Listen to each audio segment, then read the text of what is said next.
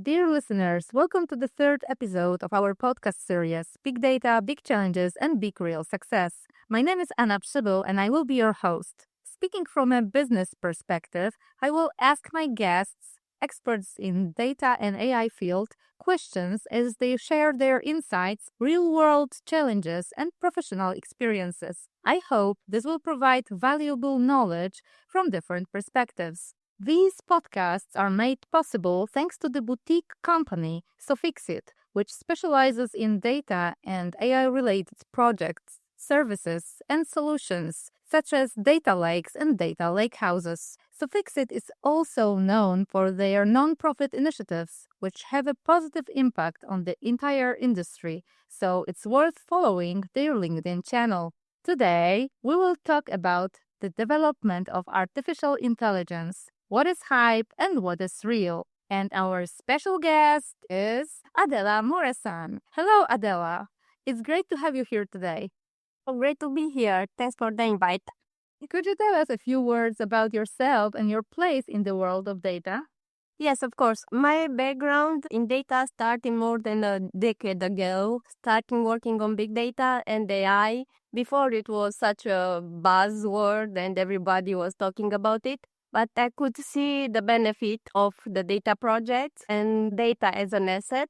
I loved it and I decided to continue on this path from the day on. Great. Well, as we see, AI has been evolving rapidly, but do you think we are currently in a hype cycle, or is AI delivering real, tangible value across industries? Very good question. And honestly, I think the answer is both.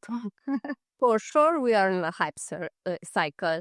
I've been in boardroom meetings where investors were wanting to invest into AI projects, very eager to approach AI because it was so trendy and everybody is doing it, but without a discussion on why we are doing it, what we want to achieve with it. We have so many AI-powered products when really there is no need for that, and that AI-powered system attached to products just to get traction and raise funding and investment. It's a bit chaotic, messy, a bit too much in some cases from my experience, but I could also have seen the other side. I come from a background on implementing and delivering projects in production, so I could see the real benefit that AI could bring. When done right, AI can be a win-win-win situation. It's a win for the business, for the customer, and for the employee as well. For the customer, well, you have extra value that you can bring on for the customer. For the internal employee, you can use AI to free up time. So in the end, you increase both customer and employee satisfaction while boosting the business. So from my experience, I can say that AI can be a real catalyst that we should really take advantage of. But what often gets lost in this hype cycle is the fact that variable AI takes effort. So it's not to just plug and play. It's way more than that. It's data quality, understanding AI, and the responsible adoption. Yeah, exactly. And there are many big misconceptions about AI. Well, talking about them, what are some of the biggest misconceptions about AI that you encounter in your work as an expert data consultant? Yeah, quite a few misconceptions, especially now with all the buzz around AI. One misconception I would say is that people may think that AI is always objective or neutral. Obviously, now it comes from a machine, hence it must be neutral. But the reality is that AI is based on data. And if data has bias in it, then the result will be biased as well. So it's a matter of fighting to have that responsible AI adoption, starting from the data that you process, how you train the model, and how you test it during development and after development is done in the final steps. So development and testers involved in these projects really play a crucial role. Another misconception that I would say, like people say that the AI is sort of like this magical entity that thinks and understands humans. But it's not really like that. I used to work at Banca Transilvania, which is Romania's biggest bank, leading a department that's responsible with AI, big data, and RPAs. And we used to have this joke inside the machine learning team where we say that we are the ones that make magic happen. Even the name of the team is called Abracadata because we were the ones doing the magic. In reality, AI. So if I may interrupt you, you were like magicians, yeah? Yes, of course. We even had heads and everything. Not joking. But this is like how we were seen, like the ones doing the magic. But the reality is that AI is not this magical entity. In the reality, it's a lot of math and statistics. And even more, AI doesn't understand, it doesn't comprehend the natural language. And although it may seem that it does, but AI doesn't think, AI predicts, and AI doesn't understand. It guesses the most probable answers based on the different data that it had seen before. So even if it seems magical and it seems that it understands you, it's just math and statistics. That's it. It's not so simple. Um, it's not just this plug and play. You just don't take it off the rack, put it in, and that's it. If you look at AI project, you may think that, well, you have to build a good AI model, right? But the reality that if you zoom out and you look at all the different sizes of all the different things that you have to do, like setting up the infrastructure, how you integrate it, how you test it, how you do the monitoring, support, scaling, and everything, like that AI part, the AI model is really small compared to everything that you have to do around. So it's not just plug and play. It's way more around it. And it's not something that it's autonomous. And that's another misconception. So people may think that AI just works, but you need people around AI. You need people from all the different angles. You need it to prepare the data, for making sure that you are building on good data quality. And then you need people to do something with the output. So AI may inform, but in the end, it's people that act. So I can give you an information, but so what? It's the people that decide what to do with that information and how to proceed further. Yeah, maybe that's why, if the organizations are quite aware about it, they try to invest heavily, yes, in AI, but sometimes they do it without strategy, yeah? Actually, based on your consulting work, what separates companies that achieve real AI impact from those caught in the hype cycle? Yeah. Because it's easy to be caught, yeah? Yeah, I understand. I absolutely think it. Companies wanting to adopt the AI because they feel like they have to. I remember one presentation and I was working for this data strategy and my colleague was just pushing me, just add a Gen AI slide because for sure it will be powerful. And I was reluctant to add the Gen AI slide just like that. I want to adopt Gen AI because. And what makes a difference is to really look at have a purpose. Like the companies that achieve a real impact are the companies that start with a clear business problem. They must have a purpose why they want to adopt AI. They don't want to adopt AI because they want to have a check in this trendiness list and then they can say, we have an AI, of course. No, they want to have AI because it does something for them. The companies that achieve high results are the ones that start with the questions of what are my pain points? How can AI help me with this? How can AI help me prepare for the future? So this is what makes a real difference, the biggest difference, what I would say. And there is more. Sometimes I hear people wanting to adopt AI because they want to cut down on jobs. But the biggest differentiator on the impact, what I would see, is when you adopt AI because you want to enable, you want to scale, not to reduce humans. So it's like using AI to give superpowers to the teams so that they have more free time and they can really focus on more complex tasks, more creative. They can really think how they can scale And this is where real value kicks in. This magic. This Yes. magic is here. So does magic. Told you, that's the name of the company. Exactly. Yeah, but it's true. Yeah, it's some special gift for people. If they know how to use it, then it's like their superpower. Yeah, and that's another topic actually, like really knowing how to use the people side. Companies that decide to adopt AI with a purpose of adopting because they understand its power and they know they can help with achieving some pain points are the ones that invest in people. They invest in training people, they invest in exploring different technologies, getting enough internal knowledge, not just taking something out of the rack, putting it in, and that's it. They give time for the internal teams to grasp the concept. They understand that AI literacy matters. They make sure that they really know how to understand AI and how to be able to adjust it in the future because it's not something stale. It will change, and you know you will have to react to it. And actually, that's something another differentiator.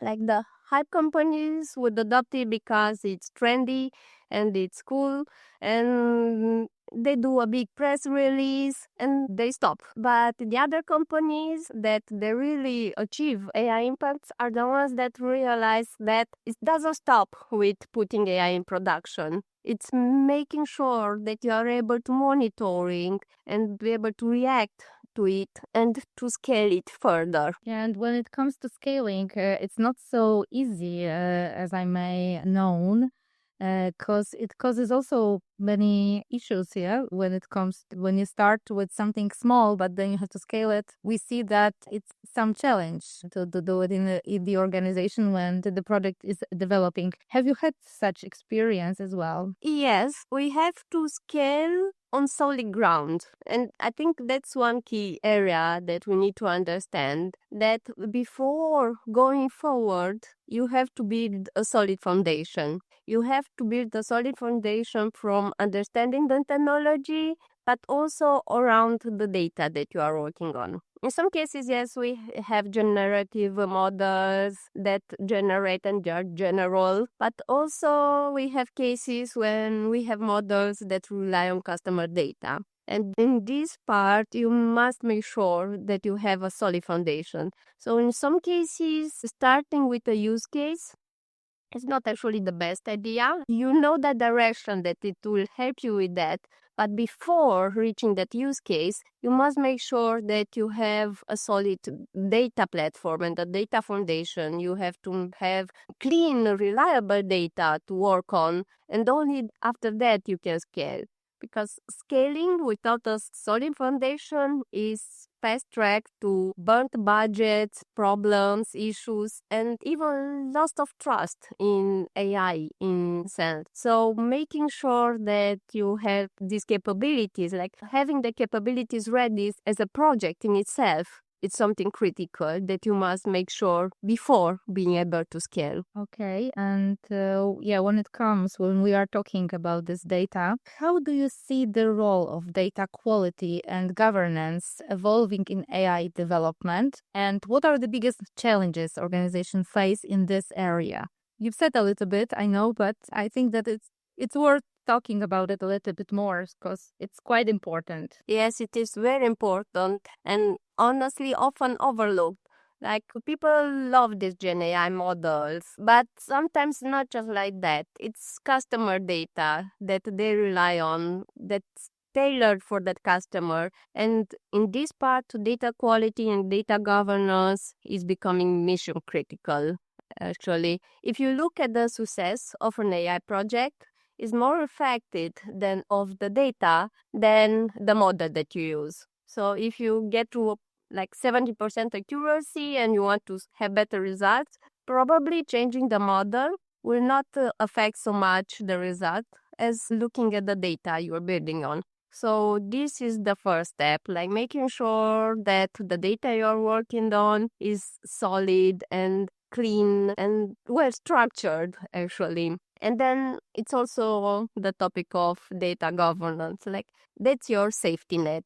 Making sure that you put practices in place that track where the source of the data is, who use it is, how, making sure that it's following compliance standards. That's very important. And then not really optional in many industries now. And I'm also an expert reviewer for the European Commission. And while reviewing this project, I could see like the emphasis on responsible AI and making sure that you have the right data governance in place when you are delivering a project. So it's very, very important, this data governance.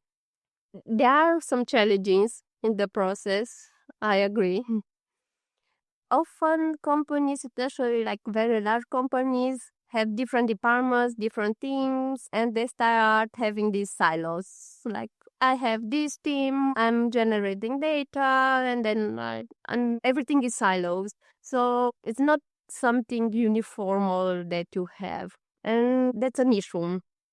So another part is, and it's often siloed because it's either overprotection of the data or lack of ownership. Like, people are generating data, but they fail to see the following impact that the data will have. So they don't look at the data generated as something valuable, as an asset.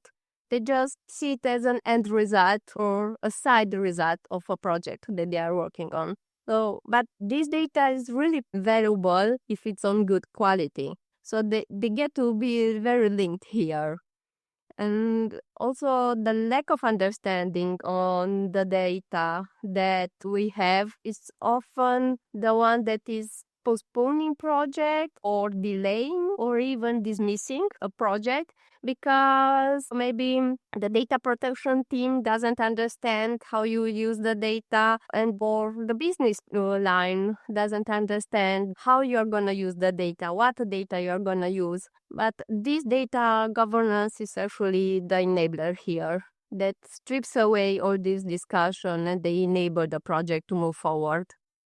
Okay, and for me, just forgive me for this curiosity, but when it comes to AI projects, how much time does it take you to prepare the data? I mean, when you compare it to just using AI models, for example, so how can you estimate? Actually, from the entire duration of a project, preparing the model is not so much. You kind of have some out-of-the-box models that you train on your data, but they are static. So you have several options, but you don't have to focus so much on the model itself. But the data part is considerably more. It's from access to the data, from actually getting access, and also managing the access. So on the two areas, it's a two time-consuming task, and also preparing the data, like structuring in the right format to get a better result. It's gonna take way more than building the model. So is it like 50, 70% of the whole project? How I would say building the model, not more than 20%. Okay. But everything else is not just structuring the data. I'm talking about also setting up the infrastructure, the security rules, the deployment. So, okay, you're building, but how you are integrating it in the final project. So it's a lot more around this model that gets to be put in place in an AI project. All right. Thank you for that. And Adele, in your experience, what are the most effective strategies for establishing and maintaining data quality standards across large organizations with diverse data sources? Yes, I touched a little bit on this area, but it's worth going deeper. Like, the key really is treating data as an asset. When people start to realize the importance of data, of good quality data, and the impact of bad quality data, they start to connect the dots, and they start to realize that data quality is not really a technical problem. It starts to become a business problem, and it affects the project in itself and the interaction with the user. But you don't just do it. You have to make it happen. So in order to do that, probably you have to start and to really, if you consider data as an asset, you have to treat it as such. And then you have to build a data culture around it with data teams, like separate entities, different than the other business lines, that are responsible with good data practices. One of these good data practices that you should take on is having these data discussions as part of the project delivery. So whether you are releasing a new project, integrating a new AI model, have these discussions in the project delivery process. Where is the data? How are you going to access the data? How are you going to store the data?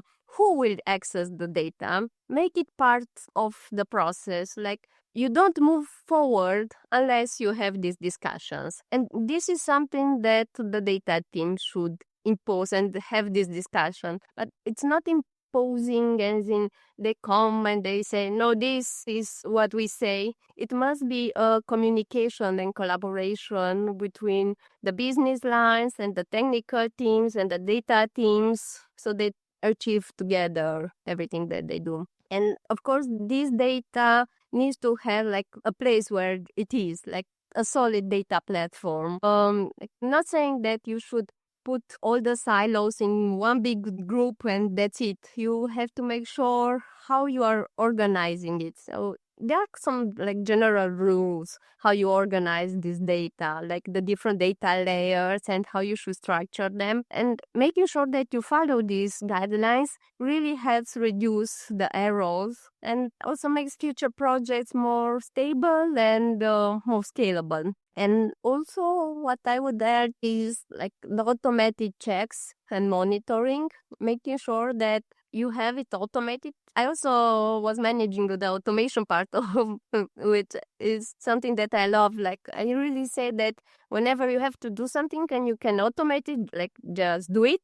And that applies to data quality as well. So we used to have like many dashboards that were monitoring our APIs that were integrating the models and everything. And you can apply the same idea here. Like, you can have dashboard that show the data freshness, and you can have different data quality rules that you established before starting the project. And you can have these automated checks and also alerting in case something goes wrong. So you give the teams the chance to fix that small quality issue before it starts to be good, like this snowball of errors affecting everything down here. So as soon as you can react, the better.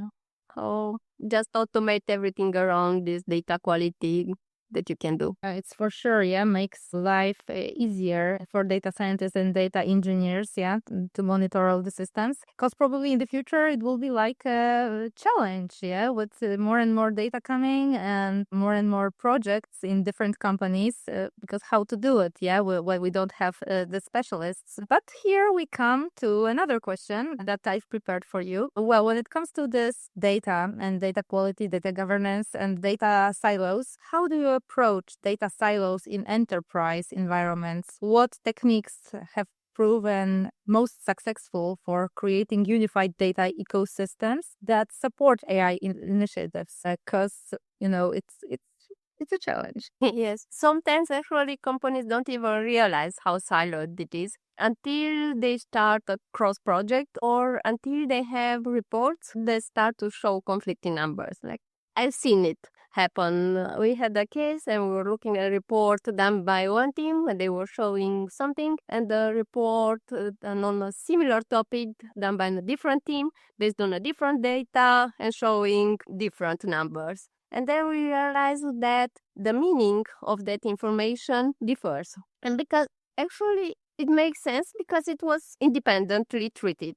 So it's a problem that's actually both structural and cultural. And it relies on the fix, relies on two important pieces. And make sure that you have like a proper data platform with solid data governance in place, and also communication. Very important. That fixes everything. Always. structurally, of course, you can have different teams that if they work independently, they produce some data, they know what the data is, so they don't have documentation. At least they know for a couple of months, probably more, but not too much. But when the team members change or after years pass, they don't really know what the data means. And also, if they need something new and they don't know if there is other places in the company they have the data, they will generate new data and the silos gets even worse. So having this unified data platform really helps a lot with how we manage the siloing. But in this data platform, you have to make sure that you have the right documentation in place. So you need the metadata management and data catalogs that will tell you what the data is, where can you find it, what it represents. Because the same idea, for example, active customers mean different things depending who you are asking. Am I asking the person from the front office or am I asking the person from marketing that does different campaigns? It has to have a meaning and a description about what the data means. And these data catalogs and metadata management really help ease out. And also on this data platform is making sure that you have this integrated layer with the data that you have and make sure that you use the technologies at hand to the modern technology offers. Like you can have different data layers, data mesh architectures, APIs that help bridge these silos. It's not my data, it's our data. It's becoming our data. It ties to the other part, the cultural part, the communication. You have to break down that protective layer and data ownership, like in this really narrow area, or lack of ownership in some cases, and have this bridge, like having connecting structures between business teams and data teams and technical teams, and making sure that they understand and they have data ownership in place, approaching it strategically. Yeah, because as you've said, at some point we are fighting for taking responsibility for data, having an ownership, but at the same time, we are trying to make it like for everyone. So it's difficult, I think, in the organizations to work with that. Yeah, it's not so easy because it demands different attitude. Yes, I agree. And okay, and when it comes to this, what mistakes do companies make in their big data strategies? Because we're talking here about loads of data. Yes, probably the biggest mistake is what we call a data swamp. We start with the data lake and very eager to capture all the data that we can, and we just put it there and we go to a data swamp. But that's actually a messy place that stores a lot of data. Here, the issue comes with the vision and the purpose. We must start with the question, okay, so what do we need for this? What data do we need to solve this? How we are going to store this data? Is it available already, or do we need to generate it, or do we need to treat it differently? So making sure that we have this structure around data is really important. And it's a mistake that I often see from the desire to get advantage of the data at hand and you just store it there. But the problem is that data stored there will affect later stages. So when you have to process it, when you have to clean it, because the data team might make sure that they have clean data, curated, structured. So storing data simply for the fact of probably we will use it in the future is gonna be trivial to treat and is gonna interfere with all the storage. The storage is not so much a problem like for the size, but it's more on the problem on how you structure it. And then it's the processing, because you have to process it, to clean it, making sure that it's in the right format. You have to make sure that it has a purpose of why we store it, because that will clean it later may never come, and it can interfere with later stages. So having these discussions on data storage and manipulations as part of the project really helps avoid this mistake.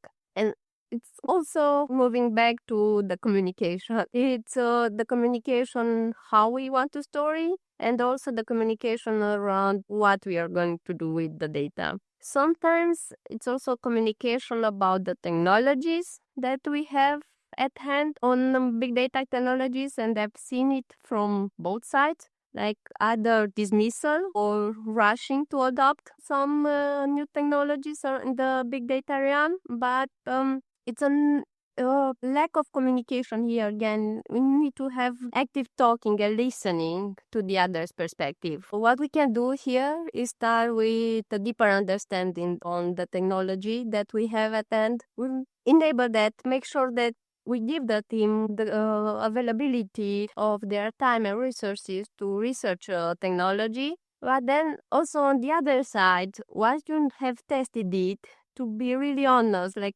are you sufficient enough as a team, as an internal team, or do you need some other capabilities? Are you okay operational-wise and security-wise? Because the security part is often overlooked and can have very big impact later on. But then with any technology, any new technologies has risks on one side, and you have to acknowledge them. But attached to that risk, you can also attach the mitigation actions, how you're going to overcome them. So have this conversation early on really helps. Adopting, being open to new technologies, but being honest on the current level of capabilities and what's needed else so that we can move forward. So do you mean that we should educate our teams, the different departments, about technology and, of course, the impact it can have on our work, yes, and on actually the later strategies and how they should use it, and that they shouldn't be afraid. Do you use it when you work with companies? How do you try to make it work?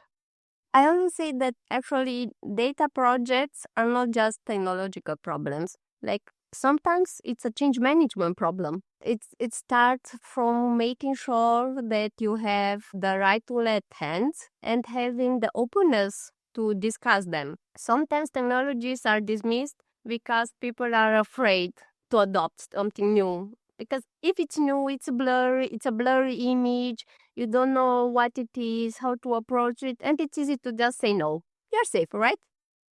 But actually, if you keep doing the same things that you did until now, you're going to be in the same place. What got you here won't get you there. I don't really like this saying. My manager used to say it a lot to us. And it's true. In order to be successful in a month, an year, or more, you must really make sure that you use everything that you can technologically wise, because it's such a rush to adopt these technologies that can have a big impact. So you have to be open to discuss them, but you also have to understand that there are concerns. So from a technical perspective, you must make sure that you address the concerns from the other business lines, from data protection, from IT security. So building this trusted layer, and I spoke about earlier about this connected structure really helps. Like, forming connected structures between the different entities in a company on purpose really helps. I took this data management data monetization course from MIT, and the emphasis on the connected structures was one of the key enablers that enable data monetization, actually. Right, and coming a little bit further into the topic, I would like to know, how can companies build a data-driven culture? Because yeah, it's difficult yet important, and I think you know a lot about it.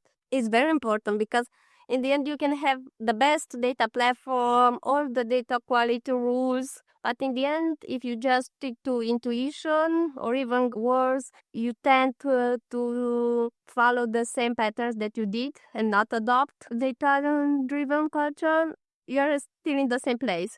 So this is very important. And I think it starts from top down. I was very fortunate to be with the right people at the right time. Before Banca Transilvania, some time ago, I used to work for Skobler, which was a Berlin-based company with an office in Cluj-Napoca. And it was led by Philip Kandal, brilliant man, very supportive of innovation. And I remember the best slide that I've ever seen that's really stuck for more than 10 years. So this was like more than 10 years ago, before Hadoop 1.0, before everybody was talking about AI. And we had this all-hands meeting, and we were in the Cluj office. Philip was presenting at this all-hands meeting, and he had this one slide that I remember, and I've used it ever since in many presentations that I had, because it really stuck for me. It was actually a picture of Donald Duck jumping in a pile of golden coins, and it was "data has value" written over it. It was his way of saying that the company realized that data is an asset in itself, and that we will be approaching, exploring big data and AI technologies with the purpose of extracting value from data. So really, really powerful image. I remember the Donald Duck jumping, everything was golden coins around, but that's true. Still actual, yeah, even more.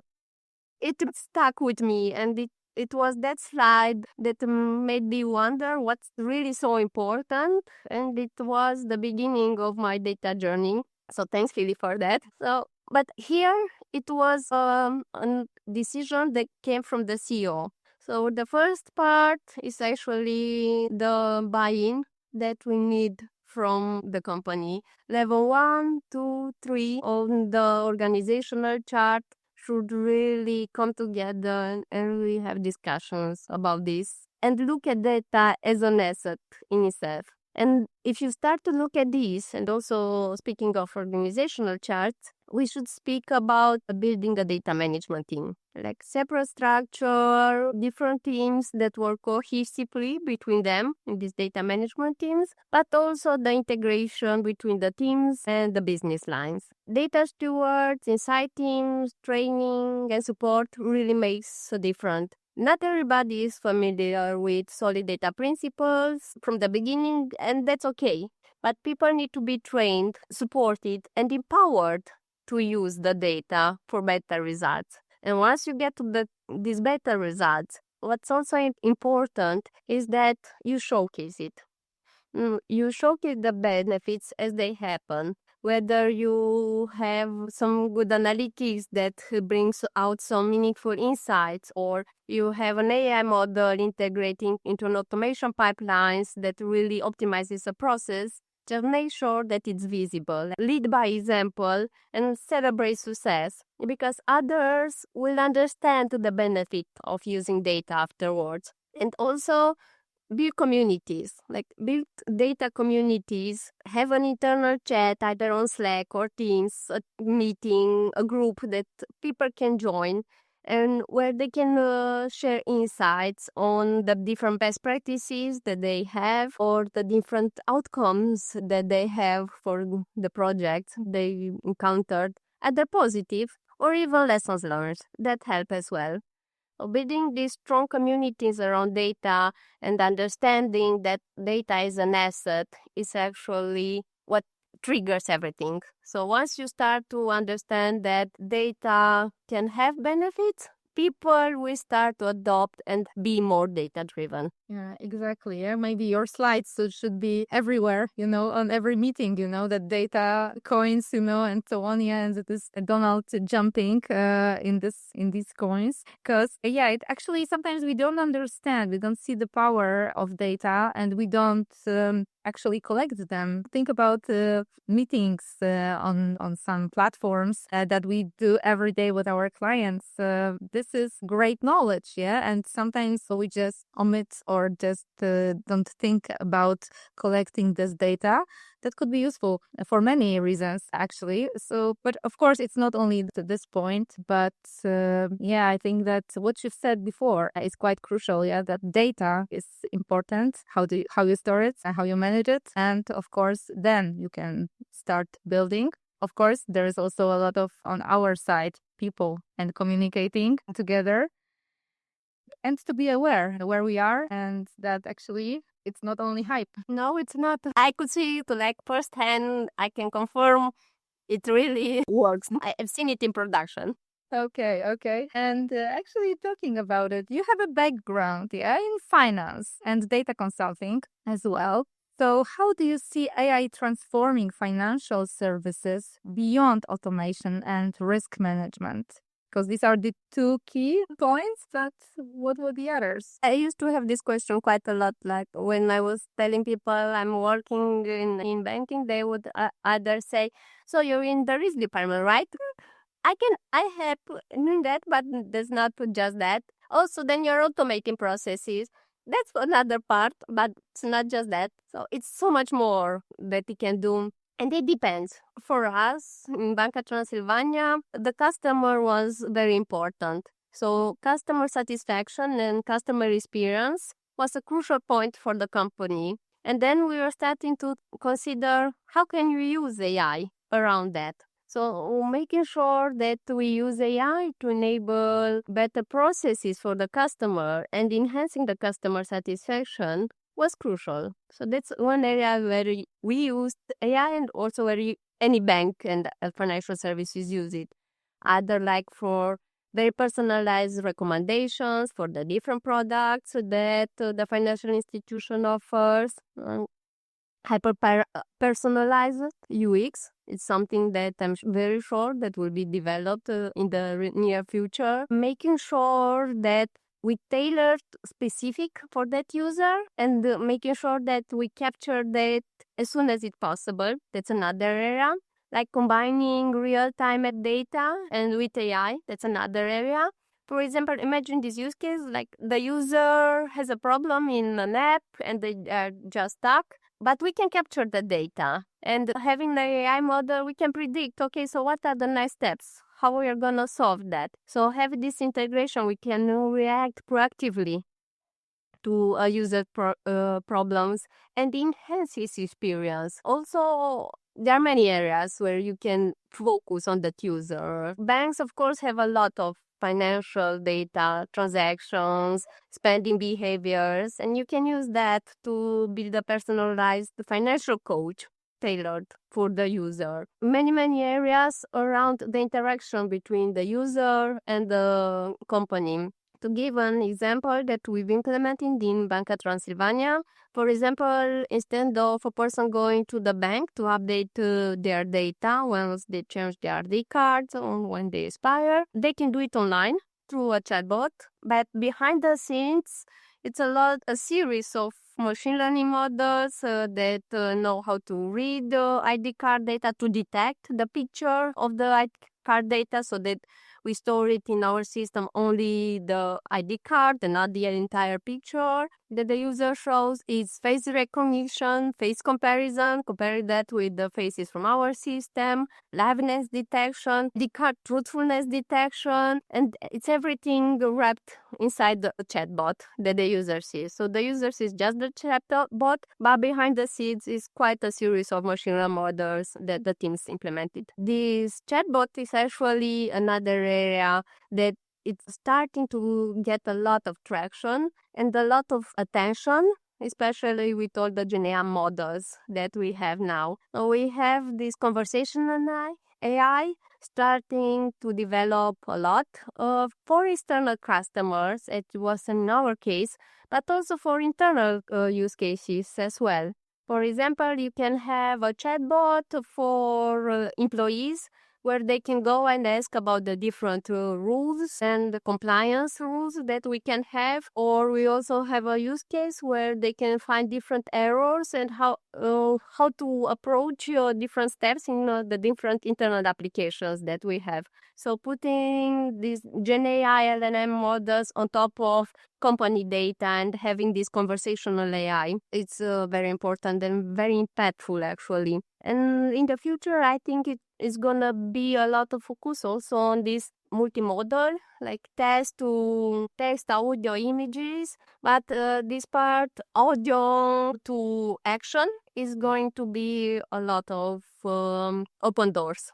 Like you can just get your app and say, transfer some money to my friend Anna or something, and have this casual conversation with the help of an AI. Yeah, I've heard about also some companies that are going to have just one click, to buy something. So yeah, it's impressive. Yeah, when you think about it, yeah, there's one click and you just bought everything and you order it and it will be delivered. So yeah, I believe that in financial sector, which is the one that is usually the first to implement many solutions, who knows? Yeah, probably. But there are also some threats because you've been talking about cards recognition and just comparing it to what you have in the system. What about deep fakes? Because they are becoming a real threat when it comes to AI. And what's your opinion about it? And do you have any examples of them?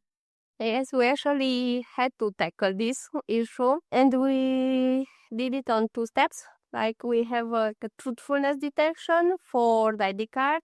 So when the user presents the ID to the camera, we have an action model that detects the fine changes of how it looks if you have something that's not real, like a plastic that you printed or another device shown in front of your camera with the image. And we have a model for that. And we also have a liveness detection model for the user, for the person, that's has two layers of protection. One is detecting the face and the movement of the head. So you get asked to move your hand in a random direction at a random time, and we capture that to make sure that you are following the head movement as we instruct you. And also we have a second layer of protection, like a liveness detection model that tries to detect these defects. Right. Yeah, I've heard also that it's good to test that you put your hand in front of you and go through your face, because if it's fake, yeah, on some mask, some filter, then you can recognize it. But in the future, probably it will be less possible. So yeah, more challenging for. It was a challenge to work on that. To be honest, the first model that we got not released but internal testing didn't pass the penetration test that we have, where we had like this really solid penetration tests, and they managed to generate a computer generated head with the data from an ID card. But once we progressed, we managed to achieve like really good results on the part. But it was a lot of effort, trials and errors and testing. So this testing, making sure that it's really solid, it's very important. And it took way more time than just building the model. Well, and outside the financial sector, can you give me some examples of different projects that you worked on using AI? Yes, of course. I mentioned Scobbler, like the company where I worked with Philip Kandal. So there, one of the projects that started from this desire of innovating was the missing road detection. Basically, Scobbler was a navigation company, which means that it had a lot of probe data. Like when I say probe data, it means like the GPS positions where people would drive. And we had the OpenStreetMap, which is like an open source map where everyone can edit. In some areas, it's very good, but in some areas, it's rather limited. So we were thinking, what if we overlap the two, but looking like individual points where people drive manually, it's too much. So then we decided, what if we can reconstruct automatically the map and the road geometry using AI? And it's actually helped. We had a successful project. It's actually a project where we used big data technologies like Spark to process the large volumes of data and NoSQL databases to capture all this data, and then distributed data storage, so all the standard big data stuff to store and process the data. And then we used AI to reconstruct the raw geometry automatically and imported it later in the map. It was a very successful project. I really enjoyed working on it, and I really enjoyed seeing it once it reached production. Another example from a different company, it was Shopomo. It's actually no longer existing, but it was an aggregator company, e-commerce aggregator, sort of like Amazon, but it was aggregating products from different clients, including Amazon as one of the clients. And as we had so many products from all these different merchants with all the different categories, the search really was challenging. I remember one particular example for aquarium, the dreadful aquarium question. That one received a very high attention from the CEO. That's why I remember it. Because at some point the CEO searched for aquariums, but he had aquarium filters because we had a lot of aquarium filters and different accessories that were ranking higher than the aquarium itself. So once again, we had big data and AI put together to improve the search relevancy and achieve good results. So then we had good results for the aquarium.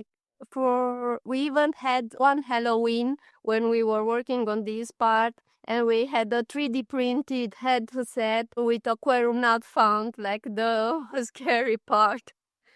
So we had fun around it, but we made it work using AI, thanks to AI. We put it in production. We had a very happy CEO. I even got a very good raise out of that, a very good praise. So I can see how AI can really help achieve an impact for the end customer. But as you say, they were quite demanding projects with a lot of data, yeah, and it's complicated when it comes to the whole strategy, yeah, and putting it into production. We were happy and we were fortunate to have a technical lead that was open to exploring, the project manager, product manager. They were all working together and very open to fast failing if needed and to discovering different strategies, because we didn't get to the end result from the first try. It was trial and error, and then we get to a result that was satisfactory. Isn't it like that actually your work is just prone to failure and you have to just take it into account? Yes, it is. And it is a bit different than other project because you know from the start that it will fail. Or at least the technical team that really is experienced in AI will know that the first model will fail, for sure. And you have to be okay with that. Yeah, it may be quite difficult to accept it, and because it's something that you built and you want to have it in a nice way. Yeah, you want to have it to see how it works. Yeah, and that it helps. Yes, but it is possible. Yeah, I've heard about it that many AI projects fail, but if you try to work on them longer, they actually give some value. And well, talking about AI projects, yeah, they are quite different from regular software development projects. Could you just show us the difference? What's the difference between them? Yes, of course. So as I mentioned, you kind of know that the first try will fail. So it's going to be a lot of redos, and you have to accept to fail fast. So I remember the different models that we implemented for the liveness detection, the deepfake detection that we had, where we didn't have the best results from the first try. It was that finding the sweet spot. Where do you say this path will not work? Just pivot to something else, like the Friends show, pivot. That's something that we need to do. I even got a present with that, pivot. So you have to be open to try in the first step, and then to be able to pivot and fail fast if needed. But don't be discouraged because you kind of know that you have to try different approaches. What's different is that you don't really have that very clear estimate. Are you going to achieve these results? Well, the estimates are okay, but what's the expected accuracy? It depends, and it's estimates. You will never be going to say exactly when will you finish in a project. It is a bit of research going on, so it's not so static and so easy to estimate how you're going to do it. So it's not by when can you do it. It translates to, okay, but what are your expectations? Like 97% accuracy, okay, or you need 99% because that extra 2% can mean extra 2 months of work. So it's a lot of discussions on establishing requirements, like understanding the requirements, but also setting some expectation in place. 100% accuracy will not be achieved. And we know that AI models sometimes hallucinate and the results are not perfect. And you have to have these discussions with the business lines to set clear expectations. Yeah, exactly. It's good to remember that also people fail to and sometimes hallucinate. So it's the same with LLMs. They do the same. Yeah, but of course, as you've said, yeah, it depends on the projects whether you accept 95% of accuracy or 80%. Totally different. It's not by when, it depends. Exactly. So the strategies are different as well, yeah, because each project, as you've said, is different, yeah, and different. We actually don't know, yeah, what will be the output. I mean, whether we will success or are we going to fail again? Yes. And also you have to understand that it's not just research. In the end, to take it to production is like a real project. So you must make sure that you have all the SDLC practices in place, that you have automated integrations, monitoring, deployments, all this settled before going to production. In the end, it is a project. So you have to treat it like a regular project, even if it has some particularities. Sure. Thank you. And we are coming to the end of our discussion. So it's time for our usual question. So, which trends in big data and AI do you consider most important in the coming years, Adele? I would pick the ones from my perspective and the ones that I started implementing in the different projects I worked. So first, I would see the synergy between Gen AI, graph data, databases, and structured enterprise data. But focus on structure here. Everybody is hyped about ChatGPT and other Gen AI models, but sometimes we need to take it one step further and integrate that with the enterprise data. And here the structures is really important. I could see it firsthand in one of the projects that we worked on, and I could see what it meant integrating an LLM on top of our data, first try, and the results that we got, and the results that we got when we started to structure and reprocess the data in a more structured way. Totally different level of accuracy that we got. And the graph database can really boost the results when integrated properly. Like Gen AI, graph, and structured enterprise data to achieve these conversational chatbots that you can have out of your data, really opening for the future. Secondly, I would say real-time AI.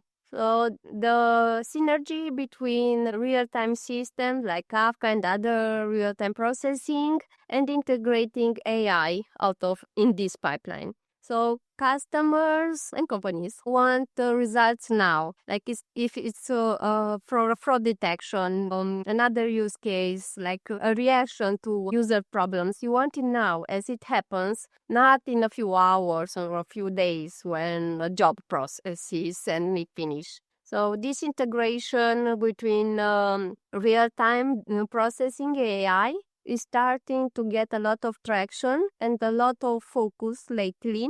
I could see it in the offerings from the different companies, like Confluent integrating the AI modules in their capabilities, and many other companies that have this AI integrated in the real-time processing, really coming to have a major focus now. And actually, this link between big data and I can see it having a combat. I've seen a decrease in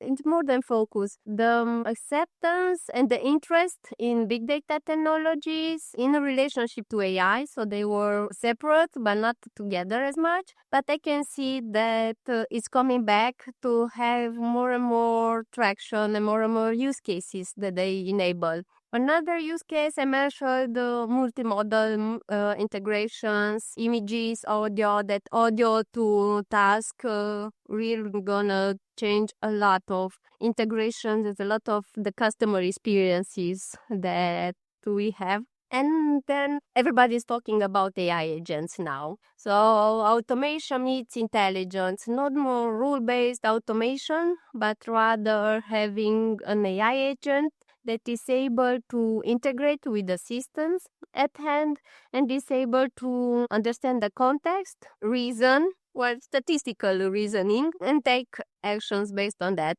It's gonna transform so many of the operational tasks across all industries and across all the different departments, whether it's finance, HR, operations, and the sky's the limit, I would say.